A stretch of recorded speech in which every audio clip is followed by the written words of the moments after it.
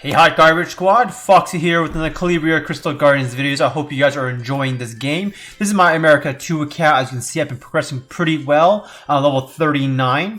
But this video, we'll talk about my rep. As you can see, my top left, my rep is Medusa. So today we're going to do a how to build Medusa, how you can use her in your early game. So we all know Medusa, queen of PvE and early games. So that's why I highly suggested that you re-roll for Medusa, because you can use her every part of the game, whether it be your fodder farmer in Blackpool Hills, as you can see right here, she's my fodder farmer, or even if you go to Catacombs, she works in C10, L10, Magicombs, and all of the elemental dungeons here.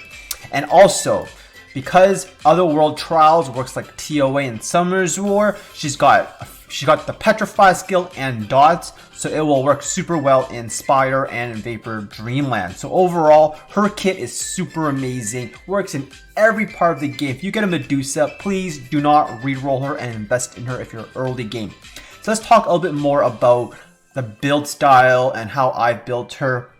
And yes, I did buy rune packs, because if you saw my America 2 project video, I spent my sponsorship money on this account as a project here. So I have her runed with Berserker runes.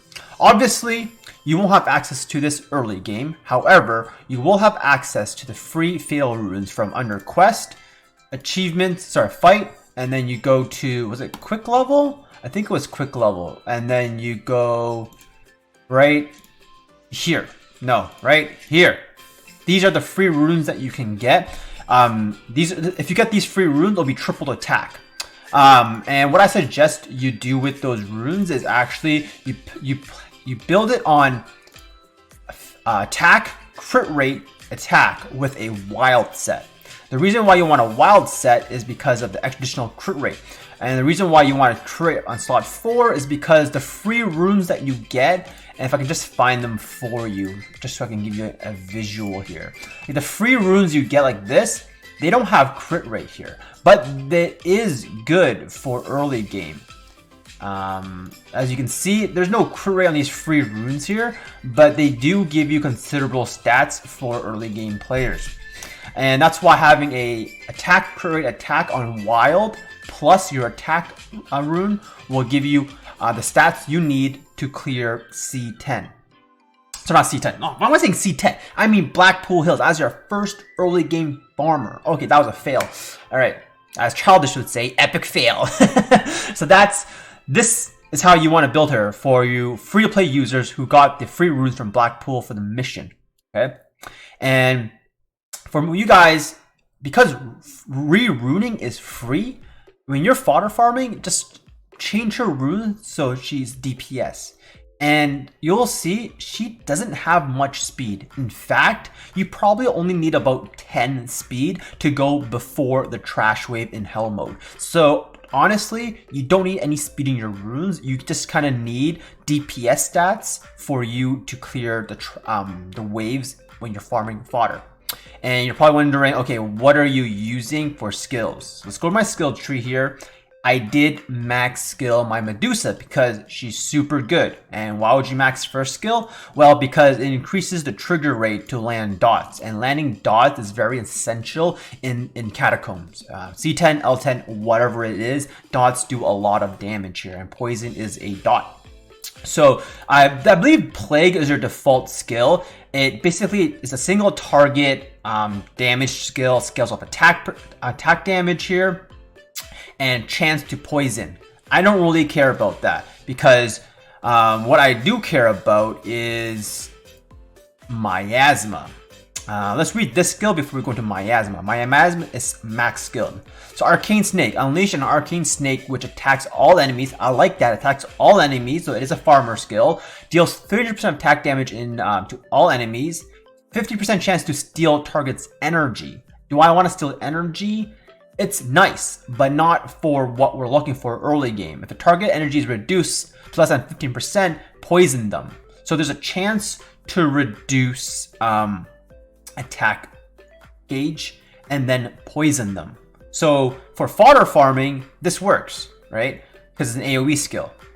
However, I like Miasma because spray a toxic fog to all enemies to deal damage and 40% chance to land a slow and poison. So that's slow plus dots.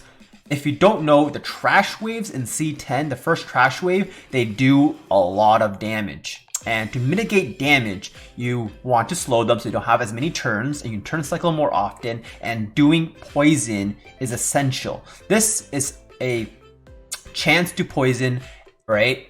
And this is, 40% chance to poison with the scaling up and a cooldown reduction. This one only has a chance to poison, if I'm reading this correctly, if the energy is below a certain amount.